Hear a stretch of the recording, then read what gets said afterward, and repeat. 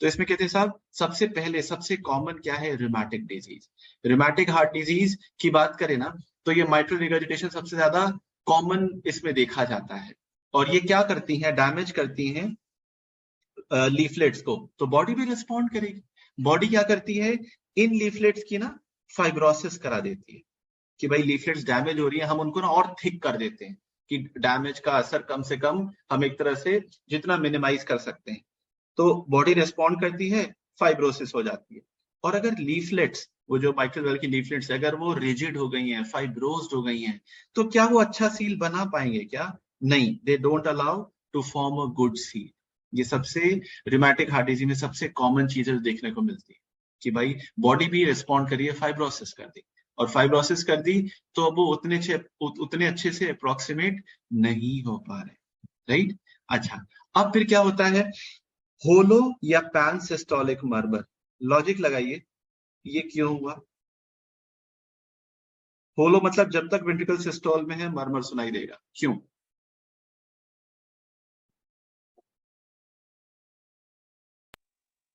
Turbulent flow की वजह से।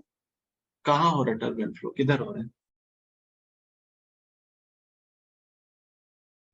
सर जैसे लेफ्ट वेंट्रिकल सिस्टम में जा रहा है तो मतलब blood along with going into aorta it is also regurgitating into the atrium and वो turbulent flow की वजह से वो systolic murmur सुनाई देता है। Very good.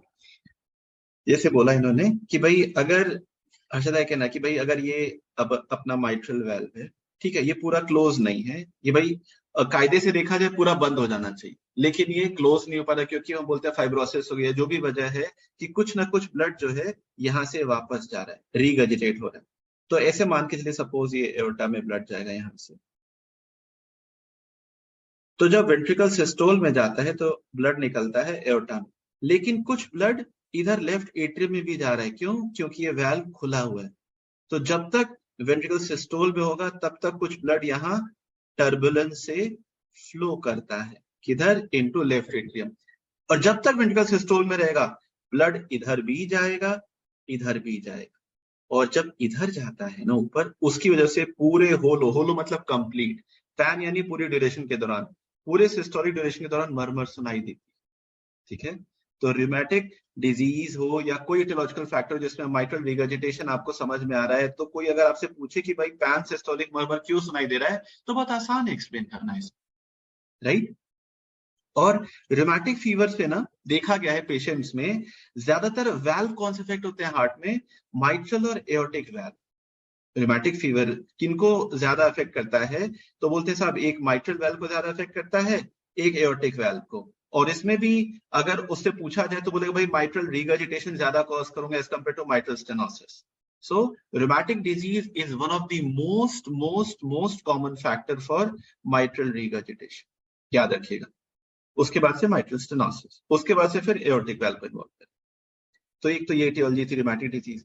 दूसरा हमने बोला कि माइट्रल वेल प्रोलैप्स हो गया, भाई एक हिस्सा जो है वो अप्रोक्सीमेट नहीं कर रहा है, ओवरलैप कर, एक ऊपर एक नीचे है, तो बोलते हैं कनेक्टिव टिश्यू और उसकी जो सराउंडिंग टिश्यू है वो वीक हो गई कहीं ना कहीं। ये मिक्सोमैटस डिजेनरेशन में काफी दिखता है।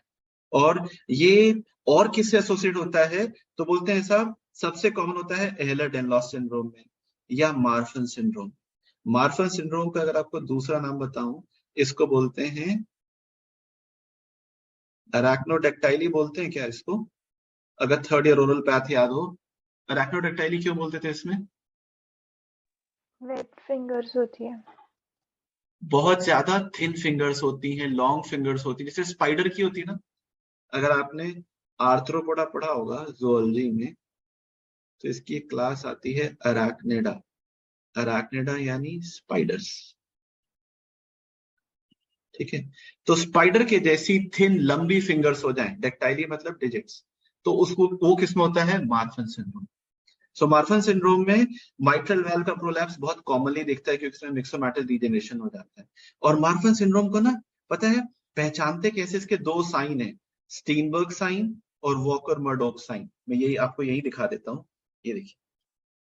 मार्फन सिंड्रोम में बहुत सारे टिपिकल हैंड के कैरेक्टरिस्टिक आते हैं, इसमें दो स्पेसिफिक हैंड साइन बहुत पर्टिकुलरली दिखते हैं, कॉम्बिनेशन दिखते हैं कि अगर ये दिख रहे हैं तो इसका मतलब हैंड का शेप थोड़ा सा लंबा है, और जॉइंट्स की बोलते हैं हाइपर मोबिलिटी, उसको हैंड मोटरिक्स बोलते हैं।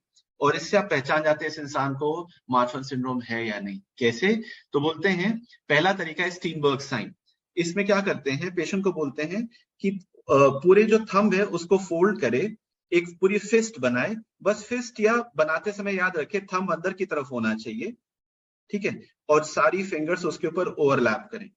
तो अगर ये थंब के टिप ये बाहर निकल जाती है पाम से बाहर निकल जाती है थंब के टिप, इसका मतलब पेशेंट में स्टीनबर्ग साइन पॉजिटिव है, यानी उसके फिंगर्स या थंब एक्सेसिवली लॉन्ग है नॉर्मल के मुकाबले, यानी पेशेंट मार्फन सिंड्रोम का है। दूसरा हो गया वॉकर मर्डोक साइन। इसमें क्या करते हैं, रिस्ट को, ठीक है ना, कलाई को ग्रिप करते हैं विद द ऑपोजिट हैंड। अगर थंब और फिफ्थ फिंगर, ये थंब हुआ, ये फिफ्थ फिंगर हुई, अगर ये एक दूसरे को ओवरलैप कर रहे हैं, इसका मतलब ये वॉकर मर्डोक साइन पॉजिटिव है। ये दोनों से हम पहचानते हैं पेशेंट को मार्फन सिंड्रोम है कि नहीं। अब खुद में टेस्ट करने की जरूरत नहीं है, आप नॉर्मल है, आप में ये साइन नहीं मिलेगा। ठीक, आइए अगला है लेफ्ट हार्ट फेलियर। ये भी एक वजह होती है कि भाई इसमें लेफ्ट हार्ट फेलियर का क्या मतलब है कि लेफ्ट वेंट्रिकल पूरी तरह से कॉन्ट्रैक्ट नहीं कर रहा है, सारा ब्लड अपना एओर्टा में नहीं भेज पा रहा है। और जैसे हमने फार्मा में पढ़ा है CHF, तो उसमें जब लेफ्ट साइड फेल होता है ना, तो अगर ऐसे देखें कि ये वेंट्रिकल का काम था कि ये ब्लड एओर्टा में सेंड करे, अगर एओर्टा में ब्लड नहीं सेंड करा तो अपने पास धीरे धीरे ब्लड इकट्ठा कर रहा है, ब्लड इकट्ठा कर रहा है तो ये धीरे धीरे कहीं ना कहीं डायलेट कर रहा है। ये डायलेट करेगा तो वो वाली कंडीशन आएगी, पता है कौन सी? ये अगर ये डायलेट हो रहा है तो ये एनुलस था, ये डायलेट होगा। और अगर ये एनुलस डायलेट हो रहा है, ध्यान से सुनिएगा, अगर ये एनुलस डायलेट हो रहा है, माइट्रियल की रिंग डायलेट हो रही है, तो वाल्व की लीफलेट्स ये अलग हो गई ना, सेपरेट हो गई ना। और वाल्व की लीफलेट्स अगर सेपरेट हो गई हैं, इसका मतलब ब्लड कहाँ जा रहा है? Left atrium, and this leads to mitral regurgitation. तो ये बहुत कॉमन है लेफ्ट हार्ट फेलियर में, ये चीज जो इसमें अपने को दिख रही है, ठीक है, बहुत कॉमन है ये।